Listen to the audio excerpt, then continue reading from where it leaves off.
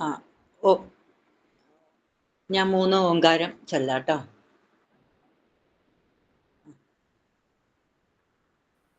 Okay, start ചെയ്യും. ഓ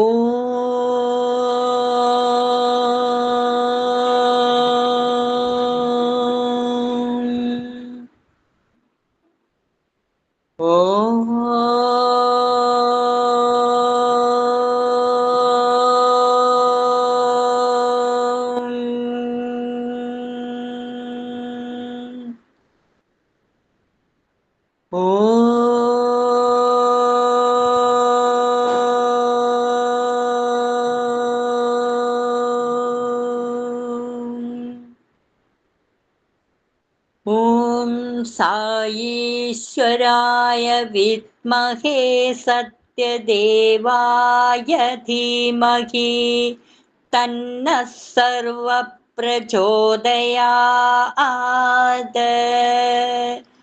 ഓം സായീശ്വരായ വിദ്മഹേ സത്യദേവായ ധീമഹി തന്നഃ സർവഃ പ്രചോദയാത്. ഓം സായീശ്വരായ വിദ്മഹേ സത്യദേവായ ധീമഹി തന്നഃ സർവഃ പ്രചോദയാത്. ഓം ശാന്തി ശാന്തി ശാന്തി. അന്തർശൗചയജ്ഞത്തിലേക്ക് നമുക്ക് എല്ലാവർക്കും സ്വാഗതം. ഇന്ന് റീജയാണ് പറയുന്നത്, കുളത്തൂപ്പുഴ റീജയാണ് അവതരിപ്പിക്കുന്നത്. അപ്പോൾ റീജ സെൽഫ് ഇൻട്രൊഡക്ഷൻ ചെയ്യാമോ? വീഡിയോ സൈറ,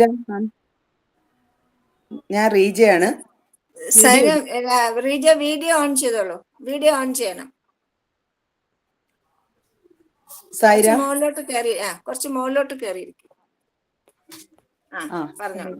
സൈറ മാം, ഞാൻ റീജയാണ്. കാണാൻ പറ്റുന്നുണ്ടോ?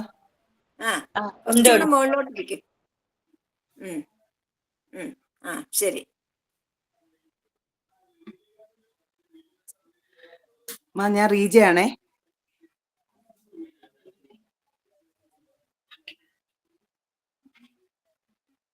ഹലോ,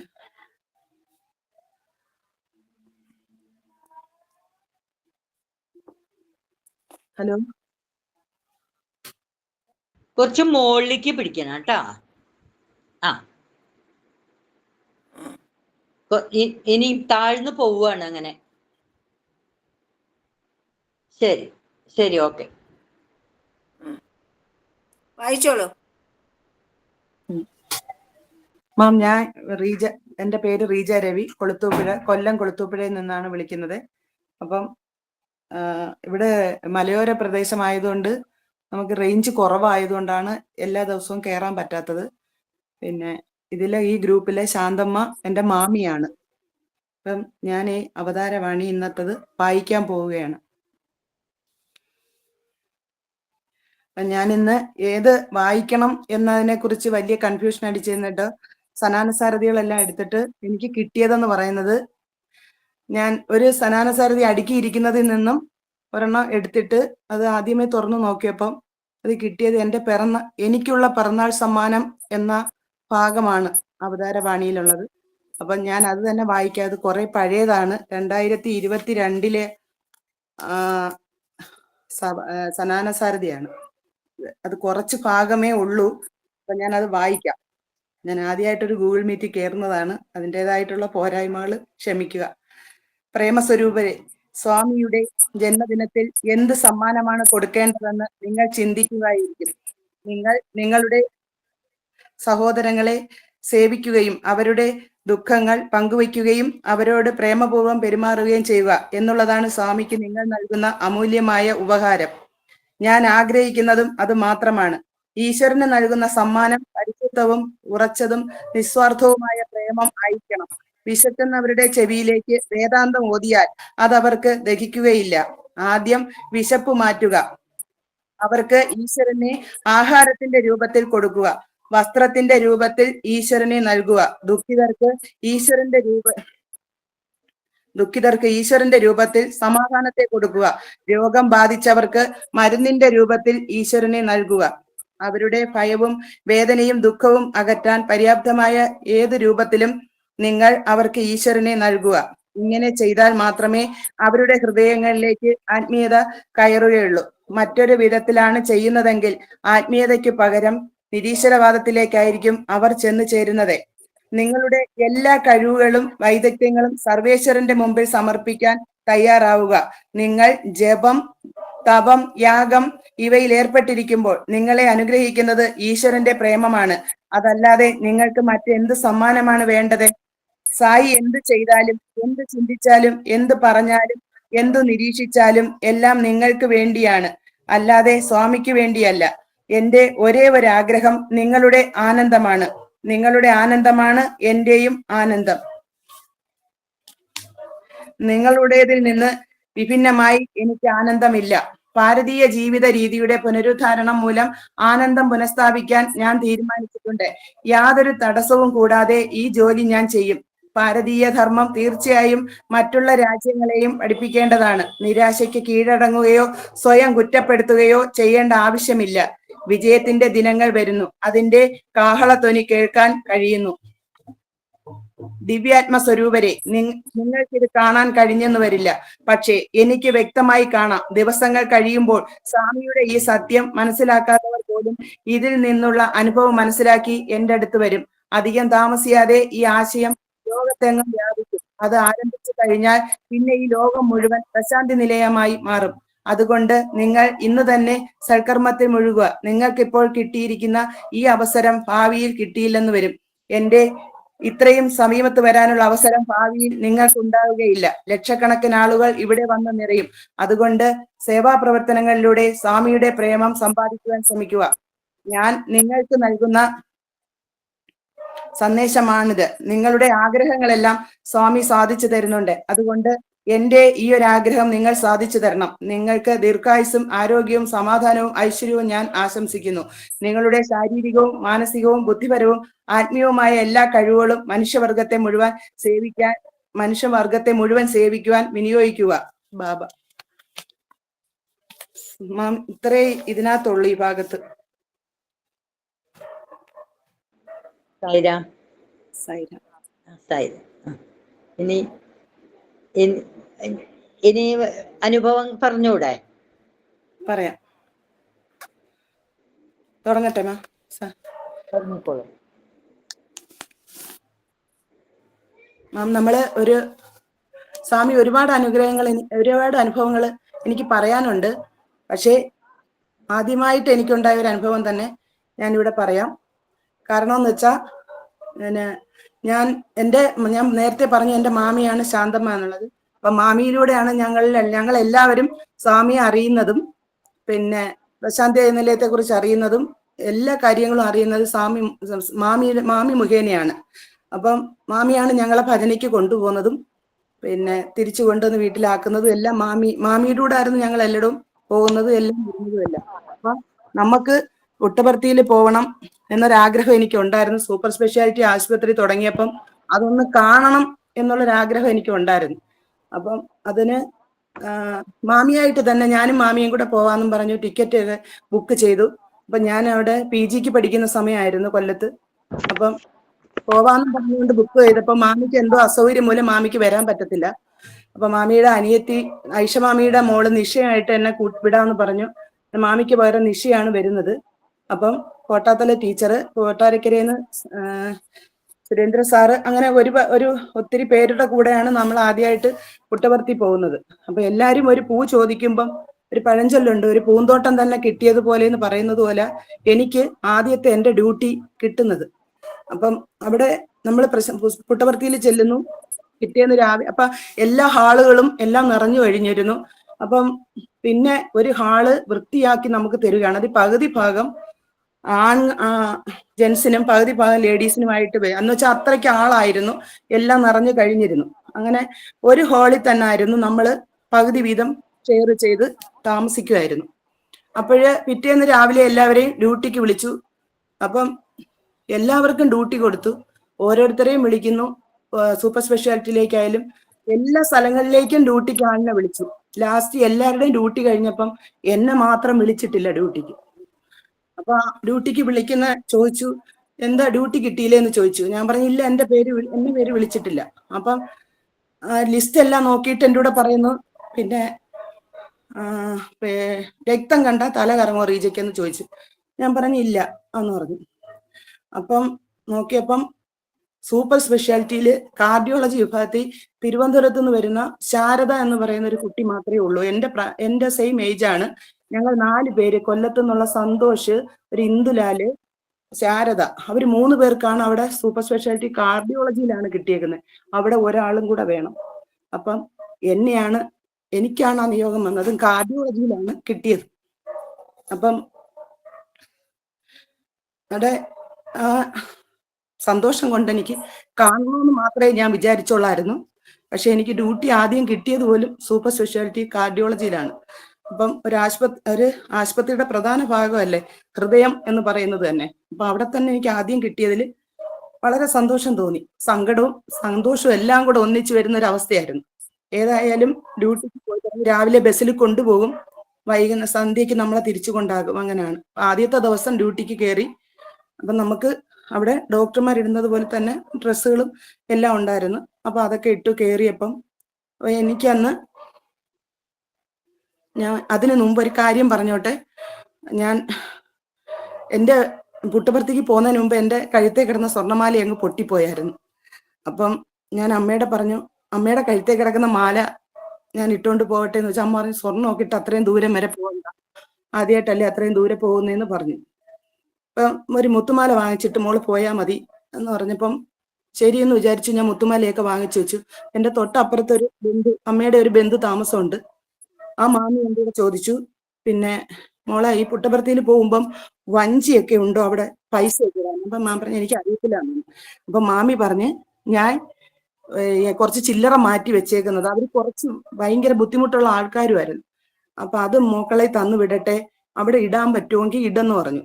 എന്നിട്ട് ഞാൻ പോകുന്ന ബാഗെല്ലാം റെഡി ആക്കിയപ്പം മാമി ഒരു പൊതി കൊണ്ടു തന്ന് ആ മാമി തന്നെ ഒരു പൊതി കൊണ്ടു തന്നിട്ട് പറഞ്ഞു, മോളിത് റോഡിൽ കയറിയിട്ട് തുറന്നു നോക്കാവേ എന്ന് പറഞ്ഞു. ഞാനപ്പോ തുറന്നു നോക്കിയപ്പം മാമിയുടെ കുഞ്ഞൊരു മാല, സ്വർണ്ണമാലയും ഈ ചില്ലറ പൈസയും കൂടെ പൊതിഞ്ഞാണ് മാമി എനിക്ക് തരുന്നത്. അപ്പൊ ഞാൻ തിരിഞ്ഞു നോക്കിയപ്പം പറഞ്ഞ് അത് മിണ്ടരുതെന്ന്, കാരണം ആരും അറിയണ്ട, പൊയ്ക്കോളാൻ പറഞ്ഞു. അപ്പം അത് ഒരു നിയോഗമായിട്ട് ഞാൻ കണക്കാക്കുന്നുള്ളൂ. ഞാൻ ആ എന്റെ മാല പൊട്ടിയതിന്റെ സങ്കടം എനിക്ക് എത്രത്തോളം ഉണ്ടെന്ന് സ്വാമി അറിഞ്ഞു കാണും. അതുകൊണ്ടായിരിക്കും ഇത്രയും ദൂരെ പോകുമ്പോൾ ഒരു മുത്തുമാല ഇട്ടുകൊണ്ട് പോകാനുള്ള ഒരു വിഷമം എനിക്ക് ഉണ്ടായിരുന്നു. അപ്പൊ ആ മാല മാമി എനിക്ക് തന്നായിരുന്നു. പക്ഷെ എന്നിട്ട് ആദ്യത്തെ ദിവസം ഡ്യൂട്ടിക്ക് കയറുന്നു, കൈ നിറച്ച് കുപ്പിവള ഇടുന്നൊരു സ്വഭാവം ഉണ്ടായിരുന്നു. അവിടെ എല്ലാം നിശബ്ദത. ഞാനിങ്ങനെ ഇവിടെ എല്ലാം തുടക്കുകയൊക്കെ ചെയ്യുമ്പോൾ ഈ കുപ്പിവള കിടന്ന് കിലുങ്ങുന്ന സൗണ്ട് മാത്രം. എനിക്ക് തന്നെ ഒരു നാണക്കേട് പോലെ തോന്നുന്നുണ്ടായിരുന്നു, എന്താണിത് വരുന്നത്. അപ്പൊ എല്ലാരും എന്നെ തന്നെ നോക്കുകയും ചെയ്യുന്നു. അപ്പൊ കുറച്ചു കഴിഞ്ഞ ഒരു ബൗളില് ഒരു സൂപ്പ് പോലെ സാധനം തന്നു ഒരു പേഷ്യന്റിന് കോരി കൊടുക്കാൻ എൻ്റെ കൊണ്ട് തന്നു. അപ്പൊ അവരാദ്യമേ ചോദിച്ചത് ബ്ലഡ് കണ്ടാ തലകറങ്ങുമെന്നായിരുന്നു. അങ്ങനെ ഞാൻ ആ സൂപ്പിന്റെ ബൗളും പിടിച്ച് ഞാൻ അടുത്തോട്ട് ചെന്ന് ആ പേഷ്യന്റ് അടുക്കലോട്ട് കോരി കൊടുക്കാൻ നേരത്ത് എന്തോ പെട്ടെന്ന് ഞാൻ തറയിൽ നിന്നങ്ങ് പൊങ്ങി പോകുന്നത് പോലെ തോന്നി. ഇത് ആ പേഷ്യന്റെ പുറത്തോട്ട് വീഴുമോ എന്നുള്ളൊരു പേടി പോലും എനിക്ക് തോന്നുമ്പം ദൂരെ നിന്നൊരു ഡോക്ടർ കണ്ടിട്ട് വന്നിട്ട് നമുക്ക് സേവാദർശനം ഇരുന്നൊന്നും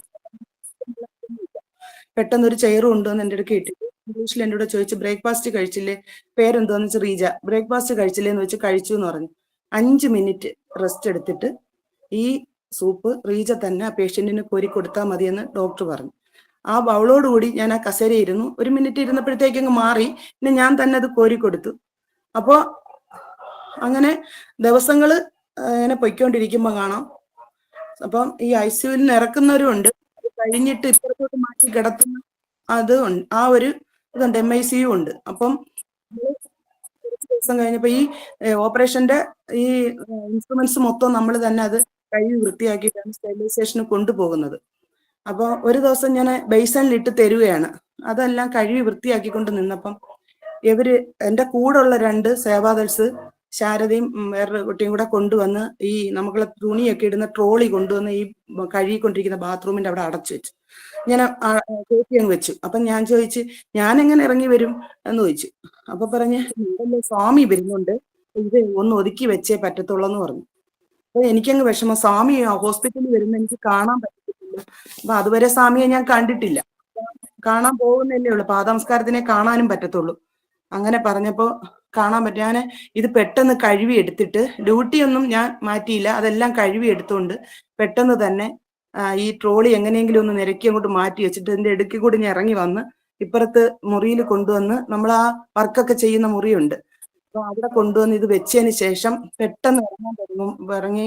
ഗ്ലാസ് ഡോറാണ് എന്റെ മുമ്പില്, ഒരു നെടുകയും കുറുകയുള്ള ആ പാസേജിനകത്തുള്ളതെല്ലാം ഗ്ലാസ് ഡോർ. അപ്പൊ എനിക്ക് മുമ്പിൽ കിടക്കുന്ന 2 ഗ്ലാസ് ഡോർ ഉണ്ട്. അപ്പൊ അതിന്റെ അപ്പുറത്തെ പാസേജിൽ കൂടെ ഓപ്പറേഷൻ തിയേറ്റർ കഴിഞ്ഞു കിടക്കുന്നിടത്ത് നിന്ന് ഇപ്പുറത്തെ വശത്തേക്ക് സ്വാമിയും കുറച്ച് പേരും കൂടെ. അപ്പോഴ് ഞാൻ വിചാരിച്ചു, സ്വാമി പെട്ടെന്ന് ഇറങ്ങി വന്ന ഞാനൊരു ക്രോസ് ആയി പോവും കയറി ചെല്ലുമ്പം. വേണ്ട, അവിടെ തന്നെ നിൽക്കാന്നും പറഞ്ഞു ആ വാതിലിൽ തന്നെ ഞാൻ ചാരി തന്നെ നിന്നു. തിരിച്ച് സ്വാമി വരുമ്പോൾ ഈ അഭയഹസ്തം എടുത്ത് ഈ 2 ഗ്ലാസ് ഡോറിന്റെ ഇടയ്ക്കൂടെ ഞാൻ അവിടെ ചാരി എനിക്ക് തന്നിട്ടാണ് സ്വാമി അപ്പുറത്തേക്ക് പോകുന്നത്. അങ്ങനെയാണ് ഞാൻ ആദ്യമായിട്ട് സ്വാമി കാണുന്നത്. പിന്നീട് ആ ഡ്യൂട്ടി എല്ലാം കഴിഞ്ഞ് പാദനമസ്കാരത്തിനിരുന്നു. പാദനമസ്കാരം കിട്ടി തിരിച്ചു വരികയാണ്. നെക്സ്റ്റ് ഇയർ എനിക്ക് ഹോസ്പിറ്റലിൽ യൂറോളജി വിഭാഗത്തിലാണ് കിട്ടിയത്. അത് കഴിഞ്ഞു. അപ്പൊ മാമിയാണ് എൻ്റെ കൂടെ വന്നത്, ശാന്താമി തന്നെ വന്നായിരുന്നു. അപ്പൊ മാമി എന്നിട്ട് എൻ്റെ കൂടെ പറഞ്ഞ് ലാസ്റ്റ് ആയപ്പം, മോളെ പാദനമസ്കാരത്തിന് ഇരിക്കുമ്പം എന്തെങ്കിലും കൊണ്ടിരുന്ന സ്വാമി അനുഗ്രഹിച്ചു തരും എന്ന് പറഞ്ഞു. അപ്പോഴും ഞാൻ വിചാരിച്ചു, അനുഗ്രഹിക്കുന്ന സമയത്ത് എനിക്ക് പാദത്തിൽ തൊടാൻ പറ്റിയില്ലെങ്കിലോ എന്ന് വിചാരിച്ചിട്ട് ഞാൻ ഒന്നും വാങ്ങിച്ചില്ല. എനിക്ക് പാദത്തിൽ തൊട്ടാൽ മതി എന്നുള്ള രീതിയിൽ നമ്മൾ ഇത് കാണിക്കുന്ന സമയത്ത് സ്വാമി അങ്ങ് പോയ പാദത്തിൽ തൊടാൻ പറ്റത്തില്ലല്ലോ, പാദനമസ്കാരം ചെയ്യാൻ പറ്റത്തില്ല. അപ്പൊ അതുകൊണ്ട് ഞാൻ ഒന്നും വാങ്ങിച്ചില്ല. അപ്പൊ മാമിയുടെ കൈ ഇരുന്ന ഒരു കൂട് വിഭൂതി എൻ്റെ തന്നിട്ട് പറഞ്ഞു, മോളെ ഇതെങ്കിലും കൊടുത്ത് അത് അനുഗ്രഹം വാങ്ങി സ്വാമിയുടെ നിന്ന് അനുഗ്രഹിച്ച് വേണ്ടി. അടുത്തെടുത്ത് വരുന്ന സ്വാമി സ്പീഡ് നടന്നു പോവുകയാണ്. എനിക്ക് ഒന്നും ചെയ്യാൻ പറ്റുമോ എന്നുള്ളൊരു പേടിയും വെപ്രാളവും എല്ലാം കൂടെ വന്ന് ഞാൻ ഈ വിഭൂതിയോട് കൂടി സ്വാമിയുടെ കാലയില് തൊട്ട് തൊഴുകയാണ്. യഥാർത്ഥത്തിൽ വിഭൂതി അനുഗ്രഹിച്ച് കിട്ടിയും പാദനമസ്കാരവും എനിക്ക് കിട്ടി. 2ഉം കൂടെ ഒരുമിച്ച് ഞാൻ നേടി. പിന്നെ എനിക്ക് പുട്ടപർത്തിയിൽ പോകാൻ പറ്റിയിട്ടില്ല. പിന്നെ എൻ്റെ വിവാഹമൊക്കെ കഴിഞ്ഞു, 2 മക്കളാണ്. അപ്പം ഹസ്ബൻഡ് മരിച്ചുപോയി, 15 വർഷമായി. ജൂണായപ്പോൾ 15 വർഷമായി ഹസ്ബൻഡ് മരിച്ചിട്ട്. ചേട്ടൻ, ഞാനിവിടെ ഇവിടെ ചേട്ടന്റെ ബന്ധുക്കളോട് ഈ പുട്ടപർത്തിയുടെ കാര്യങ്ങളൊക്കെ പറയുന്ന കേട്ടിട്ട് ചേട്ടൻ ഇതേപോലെ പുട്ടപർത്തി പോയായിരുന്നു ഹാർട്ടിന്റെ പ്രശ്നത്തിന്. പക്ഷെ ചേട്ടൻ അത് അങ്ങനെ മരുന്ന് കഴിക്കുന്ന ആളൊന്നും അല്ലാത്തത് കൊണ്ട് പിന്നെ കഴിച്ചില്ല. പുട്ടപർത്തിന്ന് വന്ന് 6 മാസം കഴിഞ്ഞപ്പോൾ ചേട്ടൻ മരിച്ചുപോയി. അപ്പൊ ഓപ്പറേഷൻ പറഞ്ഞു കാണും എന്ന് നമ്മൾ വിചാരിക്കുന്നു. പക്ഷെ അതവിടെ ചേട്ടന് ചെയ്യായിരുന്നു, ഒന്നും നടന്നില്ല. അങ്ങനെ ഒരുപാട് അനുഭവങ്ങളിലൂടെ ഇപ്പോഴും കടന്നു പോയിക്കൊണ്ടിരിക്കുകയാണ്. പിന്നെ സമയമുണ്ട്, റീജ കുറച്ചും കൂടെ പറഞ്ഞോളൂ. 10 മിനിറ്റ്, 5-10 മിനിറ്റ് കൂടെ പറയാം. പിന്നെ ഉള്ളത്, ഇപ്പം ഒരു 7-8 വർഷമായി എൻ്റെ മോള്. ഞാൻ അമൃത ഹോസ്പിറ്റലിൽ എനിക്ക് നട്ടലിന് ശകലം പ്രശ്നമുണ്ട്, കാലിനും പ്രശ്നമുണ്ട്, ശകലം പ്രശ്നമുണ്ട്, കാലിന് വേദനയൊക്കെ ഉണ്ട്. അപ്പോഴ് അമൃത ഹോസ്പിറ്റലിൽ കുറെ നാളുകൊണ്ട് ചികിത്സയില്ല. ഞാനിവിടെ ഹോസ്പിറ്റലെല്ലാം പോയി. അപ്പം എനിക്ക് സ്വാമി എനിക്ക് ബന്ധുക്കളുടെ രൂപത്തിലായാലും എല്ലാവർക്കും വേണ്ടിയിട്ട് എനിക്കൊരു ഫ്രണ്ടിനെ തന്നു. ഞങ്ങൾ PG വരെ ഒന്നിച്ച് പഠിച്ചവരാ. അവളെയും ഇവിടെയാണ് വിവാഹം കഴിച്ചുകൊണ്ട് വന്നത്, എൻ്റെ വീട്ടിന്റെ അടുക്കെയാണ്. അപ്പൊ അവളുടെ മോനും എൻ്റെ മോനും ഒരേ ക്ലാസ്സിൽ പഠിച്ചു പോവുകയാണ്. അപ്പം എന്നെ എല്ലാ ഹോസ്പിറ്റലിലും കൊണ്ടുപോകുന്നതും ചേട്ടൻ മരിച്ചതിന് ശേഷം എൻ്റെ എല്ലാ കാര്യങ്ങളും നോക്കുന്നത് സ്വാമിയായിട്ട് എനിക്ക് കൊണ്ടുതന്ന ഒരു വ്യക്തി എന്നുള്ള രീതി, ഈശ്വരന്റെ രൂപമാണ് ഞാൻ അവളിൽ കാണുന്നത് പോലും. അപ്പൊ ഒരാളും ചെയ്യാത്ത സഹായങ്ങളാണ് അവൾ എനിക്ക് ചെയ്തുകൊണ്ടിരിക്കുന്നത്. എന്ത് വയ്യാന്ന് പറഞ്ഞാൽ ആ നിമിഷം വണ്ടി എടുത്തുകൊണ്ട് വരിക, എന്നെ കൊണ്ട് ഹോസ്പിറ്റലിൽ പോവുക, ഇത്രയും എല്ലാ കാര്യങ്ങളും അവളാ ചെയ്തത്. എല്ലാ ഹോസ്പിറ്റലിലും അവൾ കൊണ്ടുപോയിട്ട് നട്ടലിന്റെ വേദന മാറാത്തത് കൊണ്ട് അമൃത ഹോസ്പിറ്റലിലേക്കാണ് അവൾ ലാസ്റ്റിൽ കൊണ്ടുപോകുന്നത് തന്നെ. അപ്പം ഇപ്പൊ ഒരു 7-8 കൊല്ലമായി ഞാൻ അമൃതയില് ചികിത്സയിലാണ്.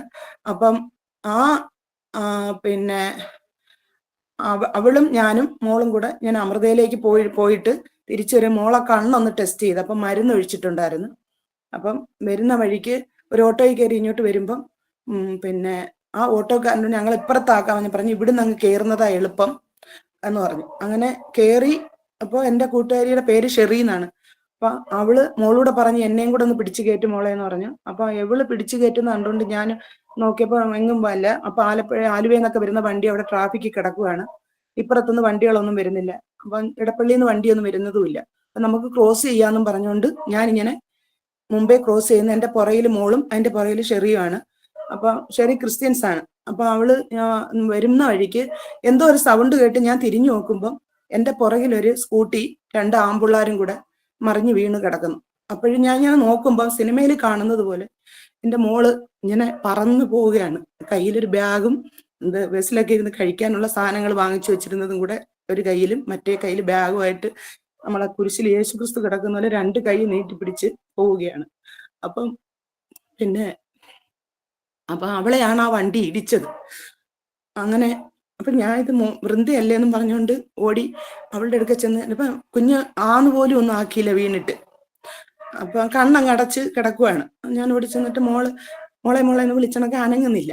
അപ്പൊ കുറെ പേര് എവിടുന്നോ അവിടെ അങ്ങ് ഞാൻ ആരെയും അപ്പൊ അങ്ങനെ കണ്ടു. ലോഡിങ്ങാരെ പോലെ കുറെ വേഷത്തിലെ ആൾക്കാർ വന്നിട്ട് ഒരു കാറ്, യഥാർത്ഥത്തിൽ വണ്ടി പൊയ്ക്കൊണ്ടിരിക്കുവായിരുന്നു. എൻ്റെ കുഞ്ഞിന്റെ പൊടി പോലും എനിക്ക് കിട്ടത്തില്ലായിരുന്നു.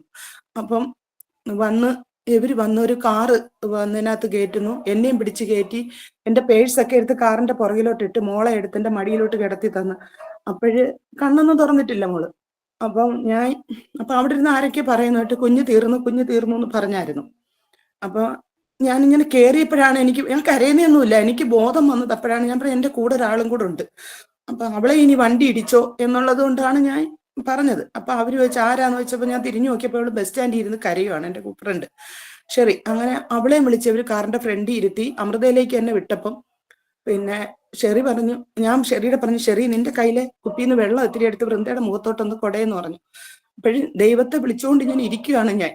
അപ്പം എവള് വിറച്ചോണ്ട് കുപ്പി വൃന്ദയുടെ മുഖത്തേക്ക് അങ്ങ് ചരിക്കുമായിരുന്നു. കയ്യിലൊഴിക്കാനുള്ള വെപ്രാളമൊക്കെ അവക്കും വെപ്രാളായിപ്പോയി. അപ്പൊ വൃന്ദയുടെ മൂക്കിലുള്ള വെള്ളം കയറി വൃന്ദ കണ്ണ് തുറന്നിട്ട് എന്നെ പിടിച്ച് മുഖം താത്തു വെച്ചൊരു ഉമ്മ എന്നിട്ട് പറഞ്ഞു, എന്നെ വിട്ടേരമ്മ, സാരമില്ല, അമ്മയെ വിഷ്ണു നോക്കിക്കോളും എന്ന് പറഞ്ഞു കണ്ണു അടച്ചു വീണ്ടും. അപ്പൊ അമൃതയിൽ ചെന്നിട്ട് ഡ്രൈവർ തന്നെ അവളെ എടുത്ത് സ്ട്രെച്ചർ കാഷ്വാലിറ്റിയിലേക്ക് കിടത്തുമ്പോൾ ആ ഡ്രൈവറുടെ കയ്യിൽ ചോര കണ്ടുകൊണ്ട് ഞാൻ പറഞ്ഞു, അയ്യോ അവൾക്ക് എവിടെയെങ്കിലും മുറിഞ്ഞോ? അപ്പൊ എൻ്റെ വെള്ള പോലുള്ളൊരു സാരി ആയിരുന്നു, നിറച്ചും ബ്ലഡ്. അപ്പൊ വെള്ളവും കൂടെ ആയപ്പോഴത്തേക്ക് അത് നിറച്ചൊരുപാടായി. പക്ഷെ എന്തോ പിന്നെ എൻ്റെ കയ്യിൽ ലളിതാ സഹസ്രനാമത്തിന്റെ ബുക്കും എല്ലാം ഇരിപ്പുണ്ട്. എവിടെ പോയാലും ഞാൻ എല്ലാം കരുതും കയ്യിലെല്ലാം. അപ്പൊ ഇതൊക്കെ എടുത്തു വെച്ചിട്ട് ഇത് ചൊല്ലാനുള്ളൊരു വെപ്രാളം കൊണ്ട് ഞാൻ മഹാലക്ഷ്മി അഷ്ടകം ചൊല്ലിക്കൊണ്ടിരിക്കുവായിരുന്നു. നമസ്തേസ്തു മഹാമായെ തന്നെ ചൊല്ലുക വെളിയിൽ ഇരുന്നിട്ട്. അവര് മോളെ ചെരുപ്പ് കൊണ്ട് തന്നിട്ട് പിടിച്ചോണം. അതൊക്കെ എടുത്ത് ഞാനങ്ങ് തട്ടിക്കളയുമായിരുന്നു. എനിക്ക് മോളെ തന്നാ മതി, എനിക്കിത് വേണ്ട എന്നുള്ള രീതിയിലായിരുന്നു. എന്നിട്ട് സ്വാമിയെ വിളിച്ചിട്ട് ഞാനിങ്ങനെ അങ്ങ് എന്തൊക്കെയോ ആരെയൊക്കെ വിളിക്കണമെന്നോ ഏതൊക്കെ ദൈവങ്ങളെ വിളിക്കണമെന്നൊന്നും എനിക്ക് അറിയാൻ വയ്യാത്തൊരവസ്ഥ ഞാൻ ഇരിക്കുക. അപ്പോഴ് ആണ് അവിടെ നിന്ന് എൻ്റെ വെപ്രാളം കണ്ടിട്ട് വെടിയിരുന്നവര് നോക്കിയിട്ട് പറഞ്ഞു, മോക്ക് കുഴപ്പമൊന്നുമില്ലല്ലോ, മോൾ അവിടെ മോൾ എണീറ്റിരിക്കുവാണെന്ന് പറഞ്ഞല്ലോ എന്ന് പറഞ്ഞു. അങ്ങനെ ഞാൻ ചെന്ന് നോക്കിയാൽ മോൾ എണീറ്റിരിക്കുക.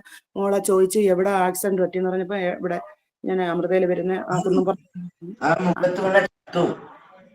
ആ ഹലോ ഹലോ ഹലോ പറഞ്ഞോളൂ. അപ്പോഴ് മോക്ക് പിന്നെ കുഴപ്പമൊന്നുമില്ല, തലയിൽ ഇങ്ങനെ ഒരു പൊട്ടലുണ്ടെന്നേ ഉള്ളൂ. അപ്പൊ 12 സ്റ്റിച്ച് ഉണ്ടായിരുന്നു, വേറെ കുഴപ്പങ്ങളൊന്നുമില്ല. ബ്ലഡ് പറ്റിയ ഉടുപ്പുകളെല്ലാം മാറ്റി കഴിഞ്ഞ് വേറെ ഉടുപ്പുകളൊക്കെ ഇട്ടു. അപ്പോൾ പിന്നെ അവൾക്ക് വേറെ പ്രശ്നങ്ങളൊന്നും ഇതുവരെ വന്നിട്ടില്ല. അതിൻ്റെതായിട്ടുള്ള ഒരു പ്രശ്നങ്ങളും നമുക്ക് പിന്നെ വന്നില്ല. അങ്ങനെ ഭഗവാൻ നമ്മളെ ഓരോ രീതിയിൽ കൂടെയും രക്ഷിച്ച് ഇങ്ങനെ കൊണ്ടുവന്നു. ഇനി അവൾക്കൊരു ജോലി, അവരുടെ രണ്ടിന്റെയും വിവാഹം, ഇതാണ്. അതും കൂടെ സ്വാമി നടത്തി തരുമെന്ന് വിചാരിക്കുന്നു. ഇത്രയും കൂടെ ഒരു ആഗ്രഹമുണ്ട് മനസ്സിൽ, അതേ ഉള്ളൂ. സായിരാമ. സ്ക്രീൻ ഷെയർ ചെയ്യട്ടെ. വീഡിയോ ഓഫ് ചെയ്തോളൂ.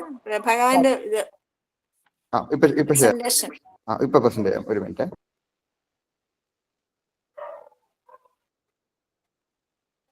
വീഡിയോ ഓഫ് ചെയ്തോളൂ റീജ. విద్యార్థులారా, ఇది చాలా పవిత్రమైన వయస్సు. Dear students, youth is most మీరు precious భిన్న period. భావములకు ఏమాత్రం కూడా అవకాశం ఇవ్వకూడదు. We should not give room for any differences in thoughts. ఈ విధమైనటువంటి మార్పులకు మూల కారణము అనారోగ్యమే. It is lack of good health which is giving room for this చూడడానికి kind of దేహం thoughts. పుష్టిగా కనిపించవచ్చును, Apparently the body కానీ may be మానసిక all తత్వం right, చాలా బలహీనంగా ఉండవచ్చును. but the mind may be weak. మనము హెల్తీ బాడీ లోపలే హెల్తీ మైండ్ ఉంటాడు. There can be healthy mind only in healthy body. మన బాడీ ఏ విధమైనదిగా ఉంటుందో దానిలో వచ్చేటువంటి భావాలు కూడా ఆ రకమైనటువంటిగానే వస్తుంటాయి. The type of thoughts you get will depend upon the type of body that you have. మంచి పుష్టిగా సంతుష్టిగా ఉండినటువంటి దేహం నుంచి దృఢమైనటువంటి సంకల్పాలు మనకు ఆవిర్భవిస్తుంటాయి. If the body is strong, healthy and steady, then బలహీనమైన దేహం నుంచి అన్ని అనుమానాలే ఆవిర్భవిస్తుంటాయి. from a weak mind only doubts emerge. కనుక మనము మనకు మనమే బలులమా లేక అబలులమా అనే విషయాన్ని మనం విచారించుకోవచ్చు. Each one can question for himself నీ whether his సంకల్పం body is. ఎట్టిదిగా ఉంటుందో నీ బలం అట్టిదిగానే ఉంది. Your thoughts will depend upon the type of weakness or strong body that you have. కనుకనే యద్భావం తద్భవతి అన్నారు. That is the reason why it is said that the thoughts that you get.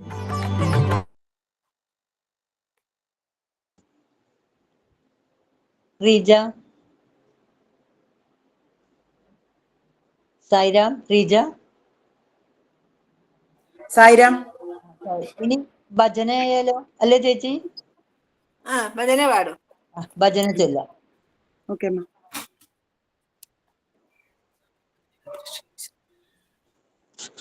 Gauri Nandana ഗജവദനാ Ganesha Varada മാം പാഹി. ഗൗരി നന്ദന ഗജവദനാ ഗണേശ വരദാ മാം പാഹി.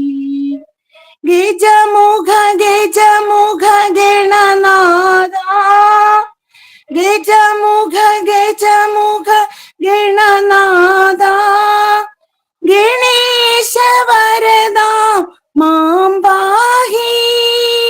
ഗണേശ വരദാ മാം പാഹി.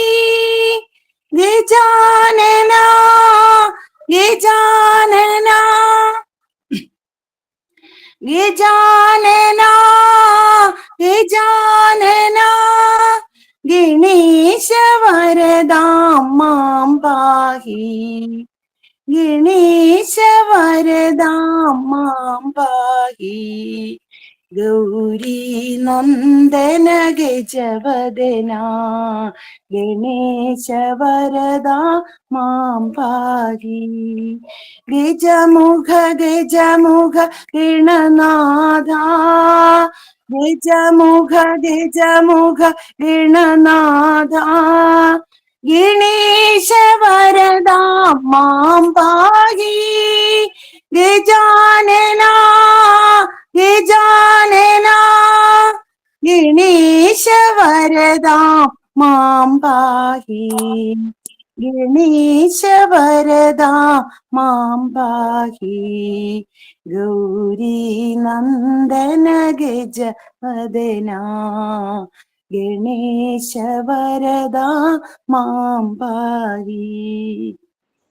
സൈറാം. സൈറാം. സായി ഉപമ.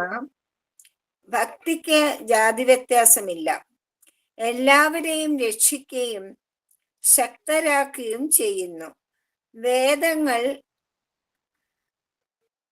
ഉച്ചനീചത്വങ്ങൾ ജാതികൾക്ക് കൽപ്പിച്ചിരുന്നില്ല. ഒരു പഞ്ചസാര പാവ അടി മുതൽ മുടി വരെ മുഴുവൻ പഞ്ചസാരമയമാണ്.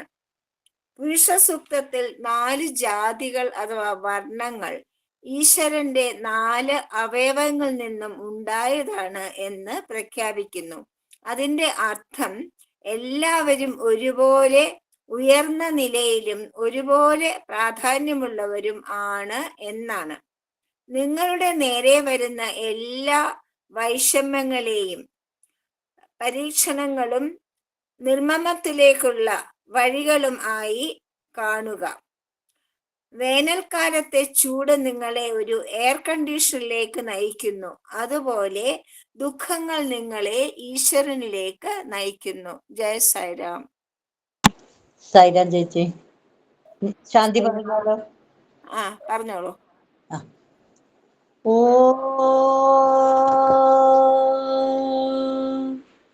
ശാന്തി ശാന്തി ശാന്തി സമസ്തലോകാ സുഖിനോ ഭവന്തു സമസ്തലോകാ സുഖിനോ ഭവന്തു സമസ്തലോകാ സുഖിനോ ഭവന്തു. ഓം ശാന്തി ശാന്തി ശാന്തി.